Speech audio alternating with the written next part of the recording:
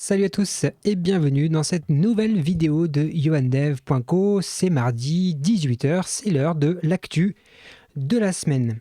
Allez, on perd pas de temps comme d'habitude, vous connaissez le like, l'abonnement, les commentaires, etc. etc. Et maintenant, on passe tout de suite à notre revue de la semaine avec ce premier article que j'ai trouvé intéressant. Alors en fait, il y a plein d'articles, j'aurais pu parler de plein d'articles qui parlent de ce clavier ergonomique qui, je dois le dire, me fait un petit peu de l'œil pour la simple et bonne raison que depuis quelques semaines, j'ai un peu mal au poignet droit. Je pense que c'est dû à la fois à mon clavier et à la fois probablement, alors est-ce que dans cet article ils en parlent? Ils n'en parlent pas forcément, mais il y a également une souris qui a l'air d'être bien associée, toujours de chez Logitech. Donc cet article intéressant qui parle de ce clavier qui a une ergonomie plutôt particulière, mais qui, semble-t-il, permet assez rapidement quand même d'avoir des soulagements au niveau du poignet. Donc je lorgne assez lourdement, on va dire, sur ce clavier, et éventuellement aussi une souris verticale.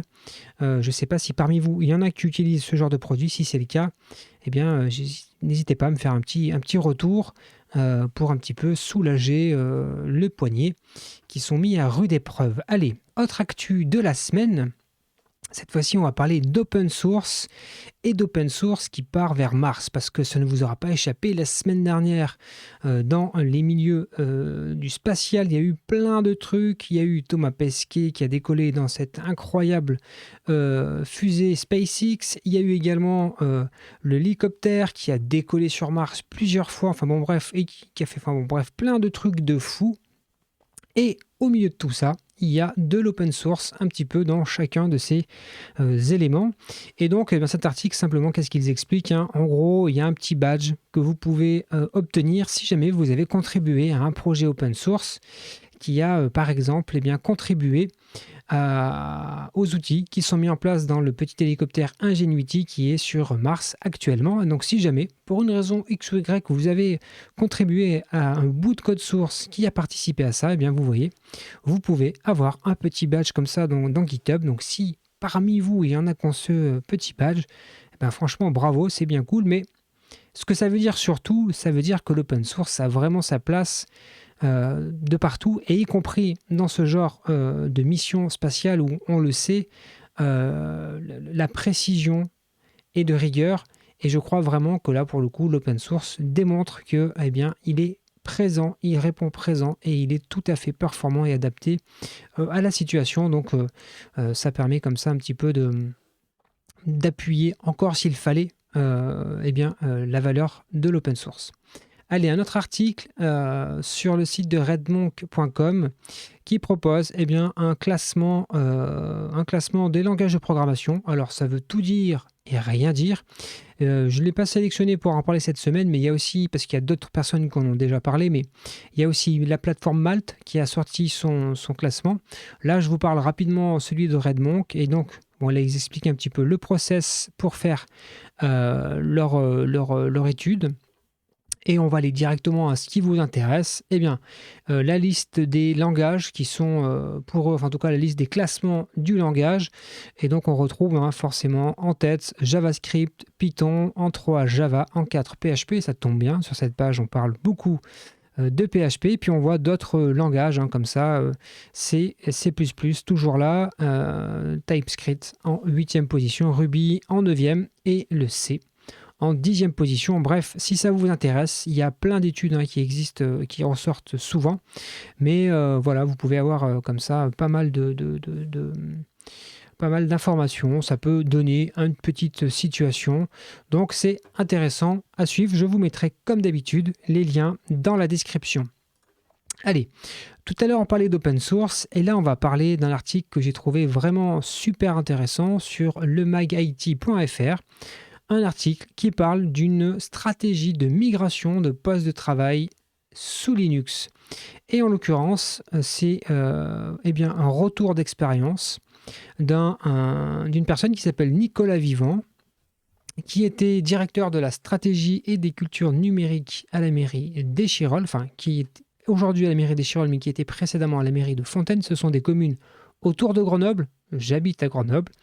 Et eh bien, bravo à lui déjà pour cet article et pour son infatigable volonté de déployer l'open source, y compris dans les collectivités publiques. Et donc, eh bien, un article très intéressant, justement, sur son expérience, sur comment est-ce qu'ils ont lancé cette démarche-là, d'aller petit à petit vers de l'open source, vers du Linux, comment petit à petit, ils ont pu, eh bien, au départ, sur du volontariat, proposer aux gens de basculer sur du Linux. Et on apprend dans cet article qu'après un an, 5 à 10% des postes avaient été migrés sous Linux, et on y apprend plus tard que, eh bien, il y a à peu près, au bout de 3 ans, 20% du parc qui a migré sous Linux. Donc, je trouve que c'est plutôt intéressant. Donc, vous voyez, même à la fin de l'article, ils disent à son départ de la DSI de Fontaine en janvier 2021, la commune comptait 60% de postes sous Linux. Donc pour ceux qui disent que Linux n'est pas adapté à des postes de travail, on a la démonstration que c'est possible et que finalement c'est aussi une question de volonté et probablement d'approche. Allez, puisqu'on parle de Linux, un autre article sur Linux, et grosso modo, qu'est-ce qu'on apprend dans cet article? On apprend que l'université du Minnesota, eh bien, va être bannie de toute contribution possible au noyau Linux. Alors pourquoi est-ce que Linux se priverait des contributions de l'université du Minnesota? Eh bien, on apprend dans cet article que l'université a voulu mener une étude sur est-ce qu'il était possible d'introduire de façon comme ça rapide des vulnérabilités dans le noyau Linux en utilisant des commits un peu comme ça, ils ont appelé ça des hypocrites commits.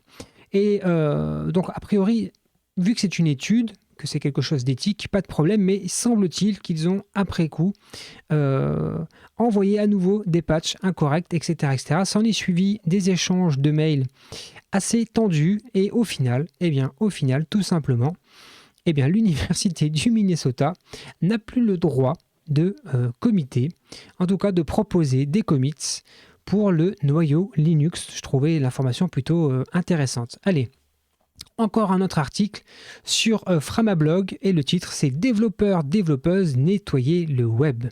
Et grosso modo, qu'est-ce que nous explique cet article? Il nous dit, eh bien, comment est-ce qu'on peut nettoyer le web? Comment est-ce qu'on peut finalement se débarrasser un peu de ce pistage qu'on a un petit peu de partout, qui finalement met en fragilité nos données, etc., etc. Et je pense notamment aux GAFAM. Donc cet article nous dit quoi? Qu'on peut déjà, première chose, supprimer les scripts tels que ceux de Google, Facebook, etc., etc. Il y a évidemment des alternatives. Et puis, surtout, et ça, c'est question de ça, cette histoire de Google avec son Flock pour tracer les gens, même si les gens n'utilisent plus les cookies, etc., etc. Google est en train de mettre en place un espèce de tracker dans son navigateur Chrome. Et donc, sur cet article, il nous invite toutes et tous à mettre en place, quelque chose dans les headers de la requête HTTP qui va justement répondre à Google en lui disant « Hors de question, je ne te laisse pas faire, tu n'as pas l'autorisation de me traquer ». Donc là, il donne la petite commande sur laquelle on peut agir. Et d'ailleurs, justement, je rebondis avec ça. Pour ceux d'entre vous qui utiliseraient éventuellement le reverse proxy trafic, justement, un article extrêmement intéressant qui explique comment mettre en place ce blocage dans Trafic, alors la version 2, comment est-ce qu'on peut simplement renvoyer cette en-tête-là finalement pour tous les services qui sont servis par notre trafic. Alors, grosso modo, ce qui est proposé ici, c'est de mettre en place un middleware qui va réécrire l'en-tête, en tout cas une partie des en-têtes de réponse, et il va justement rajouter le permission policies et la petite variable qui permet justement d'indiquer qu'on ne souhaite pas que ce site soit tracé. Allez, il me reste peu de temps, j'essaye de faire en sorte que les vidéos durent à peu près une dizaine de minutes, donc on va rapidement terminer avec deux articles. L'avant-dernier article qui provient d'un site solution-numérique.com. Un article intéressant puisque un long article qui parle finalement de quelque chose qu'on entend peu parler souvent, c'est la production et les gens qui s'occupent de la production. On entend souvent parler des développeurs, etc., etc., mais il y a des gens qui font en sorte que ces applications fonctionnent en production. Alors certes, maintenant, il y a cette démarche DevOps, cette approche DevOps qui va essayer de casser ces frontières-là, mais n'empêche que dans la réalité, encore souvent, il y a des équipes qui sont en charge de la production et cet article, eh bien, finalement, veut leur rendre hommage, en tout cas aborder leurs problématiques. Et il y a vraiment un très très long article extrêmement intéressant, donc je vous invite aussi à aller en prendre connaissance. Et pour finir, dernière petite actu, en tout cas dernier partage que je souhaitais voir avec vous, c'est Google Cloud qui nous annonce mettre en place, eh bien, PHP qu'on pourrait utiliser en tant que Cloud Function. Donc, ça peut ouvrir des nouvelles perspectives, des nouveaux outils qui nous sont mis à disposition par Google. Alors, c'est paradoxal, juste avant, je vous disais qu'il fallait se passer de Google, mais voilà, Internet étant ce qu'il est, on peut dans une même vidéo dire que Google c'est le mal et finir par dire que Google propose quelque chose de vachement bien. Bref, et donc simplement, dans les Google Cloud Functions, désormais, il est possible de coder des fonctions en PHP. Il donne quelques petits exemples et puis si vous voulez aller plus loin, évidemment, il y a les petits guides Quick Start, etc., etc. Donc ça vaut éventuellement peut-être le coup, dans certains cas d'usage, d'aller y jeter un coup d'œil. Écoutez, on est au bout de la vidéo, elle dure 11 minutes, j'ai dérapé de 11 minutes, j'espère que vous m'en voudrez pas trop. Comme d'habitude, n'oubliez pas le pouce bleu, l'abonnement, la cloche, les commentaires. Moi je vous donne rendez-vous samedi à 9 h pour la suite de nos vidéos sur notre projet Symfony de A à Z.